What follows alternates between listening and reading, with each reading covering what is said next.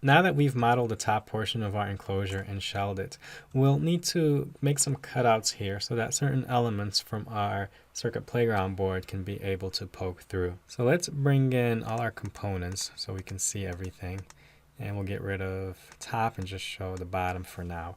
The first thing I want to do actually is I need to rotate the circuit playground because I want this battery plug to be on this side and the USB plug to be on the opposite side. So I'm going to right click on our circuit playground here above our, or right below our browser, go to move, and let's go to a top view. And I'm going to rotate this and just enter 180 degrees there and click OK.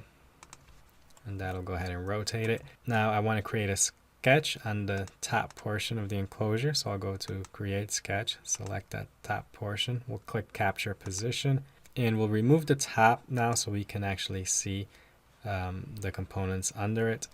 And we'll hit C for circle, and I'm going to start at the origin and come out just beyond these NeoPixel lights, and I'm actually going to enter 40 as our diameter and hit enter, enter again. And now I don't need to see any of these components below, so I'm just going to untoggle them. And I'll bring sketches back on and just make sure that my current sketch is toggled in. Now I do need to reference that battery and that USB plug, so let's bring those in. So we'll go to circuit playground and I'm going to project those into my sketch. So I'll hit P for project. Project can also be found on the sketch menu down here to project/include. So we'll hit P and then I'm going to change this from specified entities to bodies, and I'm just going to hover inside this connector here, click on that and do the same thing with my USB and then click OK. Now if I remove the circuit playground, I'll see I have those outlines in purple. I'm going to create an offset on those, so I'm going to go to sketch, down to offset, and I'll select the one on the left first, and I'll give this an offset of -1. Notice if I drag it out, it gives me a negative number. Inside it's a positive. So be careful. I don't think that's always consistent. Sometimes it's negative on the inside, positive on the outside. Just look at what yours is giving you and then apply the right sign. So in this case, it's going to be -1 and hit enter. We're going to right click and then go to repeat offset. And then we'll click on that rectangle. We'll do the same thing, -1, enter. And I'm going to select that inner rectangle. I'm going to double click to select it and then click X to make that a construction line. Do the same thing with the one on the left, X to make it a construction line.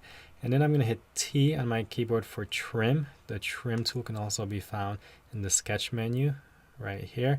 So I'm going to escape and hit T and select this line here and this arc. Do the same thing on this side. Trim this line and this arc. Hit escape, and now I should be able to select this as one entity. Now I can go to stop sketch, bring the top portion of our bodies, and you don't want anything else in view here, because when we hit E for extrude and bring this down, whatever you have in view, you'll cut through it. So what we're going to do is for distance, we're going to select to object, and for our object, we'll select the bottom face of our enclosure there. And a way you can verify that you're not cutting anything else is under operation, there's this objects to cut little triangle there. You can click on that and you'll see that the only thing I'm cutting is the top. If there are other bodies here and you don't want to cut through them, you can simply uncheck them or you can remove them from view. We'll click OK and we have our cutouts. So let's see how that looks by bringing everything back in view, and take a look at that, and that looks great. So we have now our NeoPixel lights that will be able to shine through and our cutouts for our connectors. Okay, in order to access this USB connector, we're going to have to actually poke this through or extrude this through so we can have access to it. So we'll hit E for extrude. We'll select just this surface here.